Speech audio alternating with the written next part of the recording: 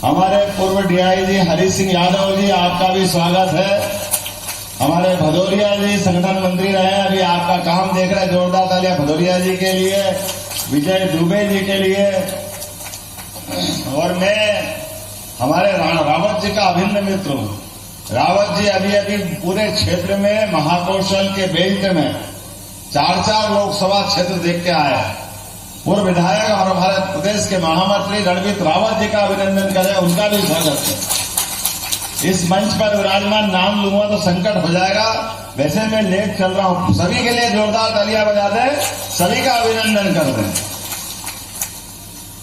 करेरा आने के साथ आने के पहले मूंगफली याद आ जाती कि कहा जा रहा है, तो मूंगफली वाली देसू काजू का जो मजा देता है करेरा में, तो वो कहीं मिलता ही नहीं है। जोरदार ताली बजाओ अपने किसानों के लिए जो जोरदार तरीके से।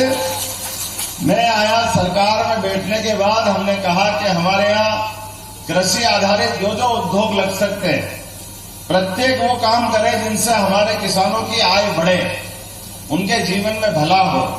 ये काम करना चाहिए कि नहीं करना चाहिए? किसानों की आय बढ़ना चाहिए कि नहीं बढ़ना चाहिए? तो आप अपने लिए ताली बजाओ, खुद के लिए। हमारे अपने क्षेत्र के अंदर यशस्वी प्रधानमंत्री के माध्यम से 2 योजना हमको मिली, बड़ी बड़ी, जिसमें बड़ी योजनाओं में 1 मिनट जरा हमें बड़ी योजना पे आ जाओ, फिर जिंदाबाद कर लेना। हमारे द्वारा बड़ी नदियां बहती है, पार्वती, काली सिंध, चंबल, और इस योजना के माध्यम से 70,000 करोड़ का एक बड़ा निवेश आ रहा, जिसके आधार पर 10 जिले, उसमें आपका शिवपुरी, गुना, ग्वालियर वाला बेल्ट भी आएगा। जोरदार अभिनंदन करो। पानी की योजना के माध्यम से खेती में भी जल मिलेगा और घर में भी नल से जल मिलेगा। आज इस अवसर पर मैं जहां बोल रहा हूं, 20 साल पहले जाए हरि सिंह जी साहब, आप भी उस अभियान के हिस्सा थे ना, जो 20 साल पहले समस्या थी डाकुओं को टपकाने की। जोरदार तालियां बजा हरि सिंह यादव ने। आपने डाकुओं के सफाई में बड़ा रोल अदा किया।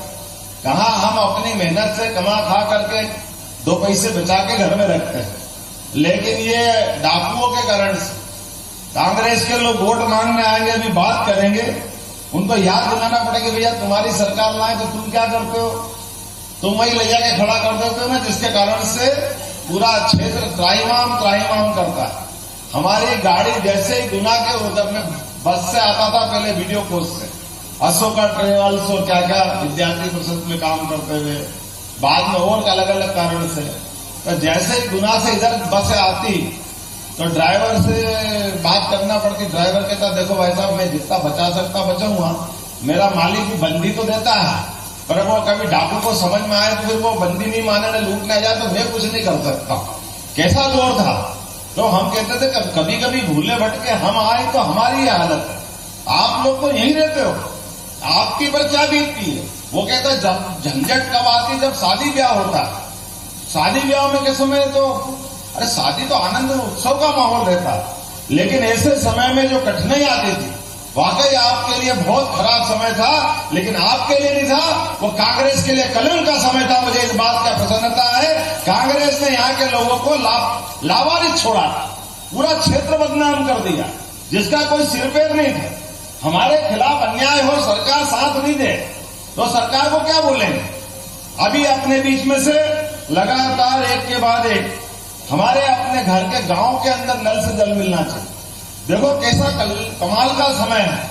अभी का चुनाव, आपको दोनों हाथ जोड़ के पहले तो प्रणाम करता हूं, हमारी सरकार बनाने में आपने बहुत मदद की। 163 का बहुमत, जोरदार ताली बजाओ भारतीय जनता पार्टी के लिए।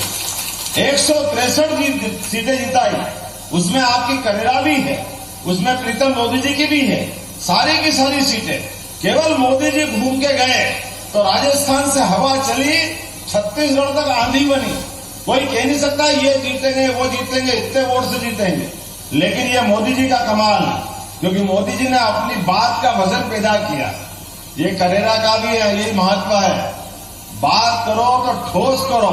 पूरा बेल्ट इसीलिए जाना जाता अपने लिए, आपके लिए ताली बजाओ, हमारे अपने चंबल बेल्ट के लिए, कि जो अपनी बात पे जान न्यौछावर कर दे, जान लुटा दे, लेकिन बात के सवाल वह हल्की बात कर तो पसंद नहीं आता, झूठ बोलना तो बिल्कुल पसंद नहीं आता, और झूठ बोल के चला दे तो फिर आप भारत माता की जो होना हो जाए उसका कम से कम उससे अपनी निगाह में तो उतर ही जाता।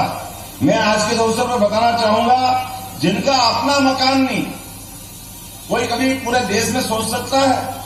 हमारे में से आप में से कोई जिसका मकान नहीं होगा तो वो अपने किसी काका का, बाबा का, मामा का, किसी न किसी मकान में तो रहते ही होगा।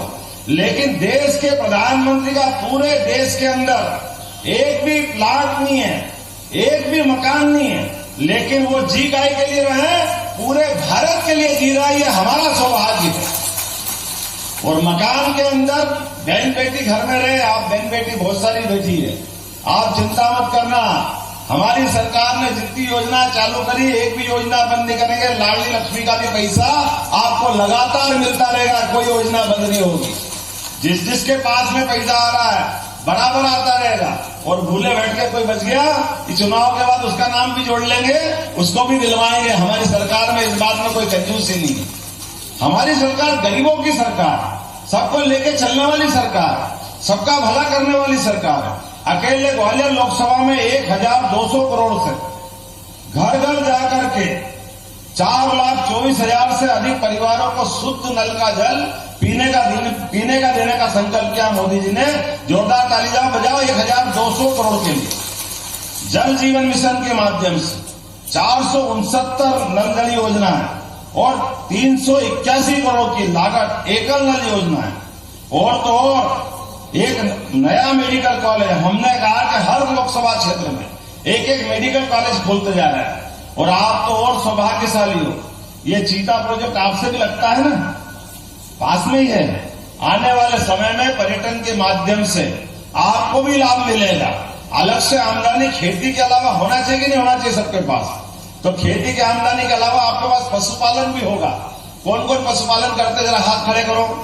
जिनके घर में दूध उत्पादन होता है, आप अंदाज लगा लो, अभी तक आपको गेहूं का, धान का, इनका बोनस मिलता था। अभी हमारी सरकार ने तय किया 2275 केंद्र सरकार दे रही, 125 हमने दिए, तो 2400 रुपये कुंटल गेहूं खरीद रहे कि नहीं खरीद रहे? आपका ताली वाली बजा के बताओ। और ये हमने सरकार बनाने के टाइम कहा था कि 2700 देंगे, लेकिन 2700 5 साल के लिए बोला। पर आप चिंता मत करना, ऐसे ही बढ़ाते बढ़ाते गए तो 5 साल में तो 3000 रुपये कुंटल तक खरीदेंगे हमारा गेहूं, हमारे किसानों का। अरे हमारे किसान मेहनत करते हैं, अपनी जान की बाजी लगाते हैं, तो उनके लिए अगर कुछ पैसा दे दो तो गलत क्या है?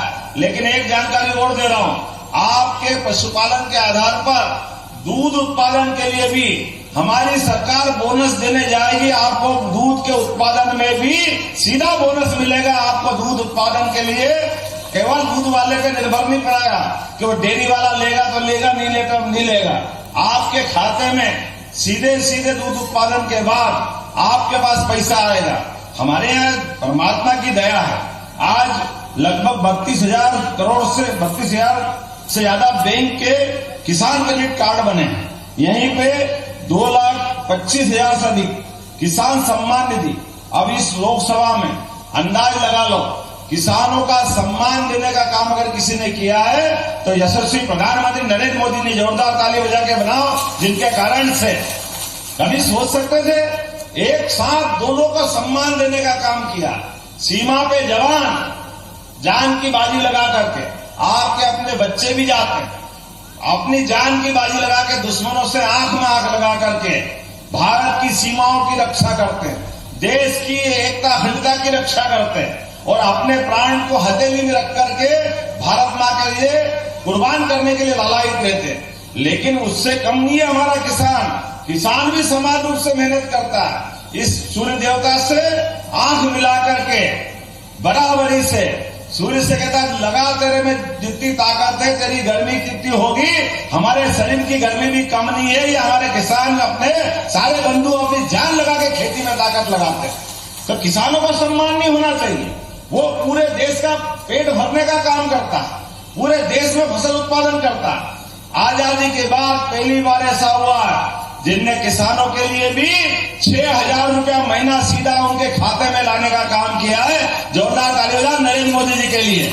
और यशस्वी पूर्व मुख्यमंत्री शिवराज सिंह चौहान के समय चालू होने वाली 6,000 की राशि वो मेरी सरकार में भी चालू है। ये 6 और 6 12,000 वो भी आपको लगातार मिलते रहेंगे, कोई इसमें बंद करने वाले नहीं। कांग्रेस के लोग रोज माला जपते हैं, उनकी छाती पे रोज सांप लौटता है, रोज कहते हैं कैसे दोगे, क्यों दे रहे हो, बंद कर दो।